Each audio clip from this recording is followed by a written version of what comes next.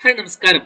Once again welcome back to another session of English talks. English ടോക്സിന്റെ പുതിയൊരു ക്ലാസ്സിലേക്ക് എല്ലാവർക്കും സ്വാഗതം.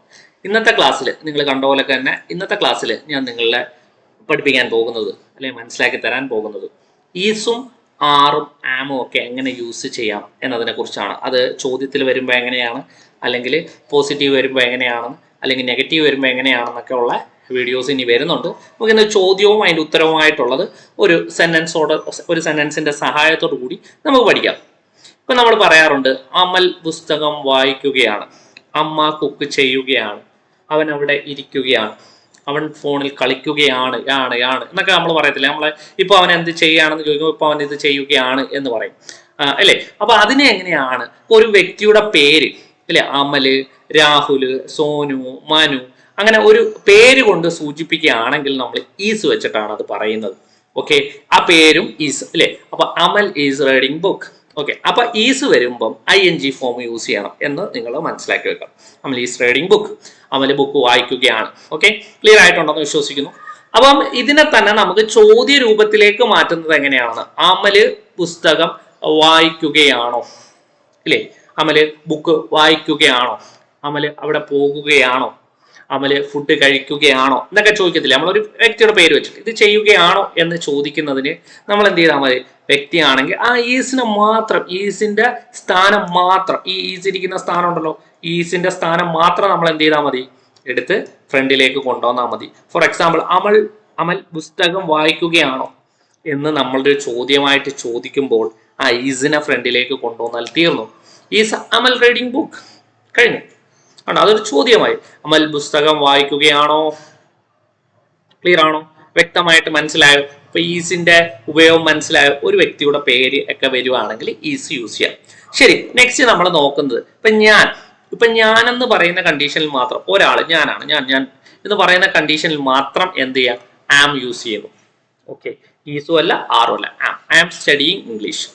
ഓക്കെ, ഐയുടെ കണ്ടീഷനിൽ മാത്രമേ ആം യൂസ് ചെയ്യുന്നുള്ളൂ. ഓക്കെ ആണ്, ഞാൻ ഇംഗ്ലീഷ് പഠിക്കുകയാണ്, ഓക്കെ, ഞാൻ അവിടെ പോകുകയാണ്, ഞാൻ ഫുഡ് കഴിക്കുകയാണ്, ഞാൻ കുളിക്കുകയാണ്, ഞാൻ ഗെയിം കളിക്കുക എന്നൊക്കെ പറയത്തില്ലേ. അപ്പൊ ആം. ഓക്കെ, അപ്പൊ ഇതിന്റെ ഒരു ചോദ്യ രൂപമാണെങ്കിൽ നിങ്ങൾ ഫോർ എക്സാമ്പിൾ, ഇപ്പൊ നമ്മളങ്ങനെ ചോദിക്കാറില്ല പൊതുവെ, ഞാൻ ഇംഗ്ലീഷ് പഠിക്കുകയാണ് എന്നിപ്പം ഒരു ഉത്തരം വന്നു കഴിഞ്ഞാൽ ഞാൻ ഇംഗ്ലീഷ് പഠിക്കുകയാണോ എന്നൊരു ചോദ്യം ഉണ്ടോ, ഞാൻ ഇംഗ്ലീഷ് പഠിക്കുകയാണോ എന്ന് നമ്മളോട് ചോദിക്കൂ? ഒരിക്കലും അങ്ങനെ ഒരു സെന്റൻസിൽ നമ്മൾ ഉപയോഗിക്കാറില്ല. അപ്പൊ ആ ചോദ്യം വരുന്നത് എങ്ങനെയാണ്, നീ ഇംഗ്ലീഷ് പഠിക്കുകയാണോ എന്ന് ചോദിക്കാം. ഇങ്ങനെ ചോദിക്കാം, അല്ലേ, നീ ഇംഗ്ലീഷ് പഠിക്കുകയാണോ എന്ന് ചോദിക്കാം. നീ ഇംഗ്ലീഷ് പഠിക്കുകയാണ്. അപ്പം അവിടെ നീ എന്ന് വന്നപ്പോ എന്ത് വന്നു, യു വന്നു, അല്ലെ? യു ആണെങ്കിൽ നമ്മൾ യൂസ് ചെയ്യുന്നത് ആറാണ്.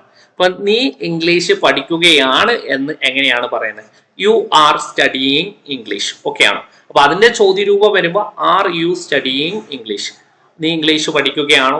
യെസ്, നീ ഇംഗ്ലീഷ് പഠിക്കുകയാണ്. അല്ല, നമ്മളങ്ങനെ നീ ഇംഗ്ലീഷ് പഠിക്കുകയാണോ എന്ന് ചോദിക്കുമ്പോൾ സാധാരണ ഞാൻ ഇംഗ്ലീഷ് പഠിക്കുകയാണ് എന്നാണ് നമ്മൾ മറുപടി പറയുന്നത്, അല്ലെ? നീ ഇംഗ്ലീഷ് പഠിക്കുകയാണ് എന്ന് നമ്മൾ മറുപടി പറയാറില്ല. അപ്പൊ ആ സിറ്റുവേഷൻസ് അനുസരിച്ച് നിങ്ങൾ മനസ്സിലാക്കുക എന്താണ്. അപ്പൊ നിങ്ങൾ ഇവിടെ മനസ്സിലാക്കേണ്ട ഒരു കാര്യം, ഐ വന്നാൽ ആമും ING ഫോം ആണ്. പിന്നെ are I you they V.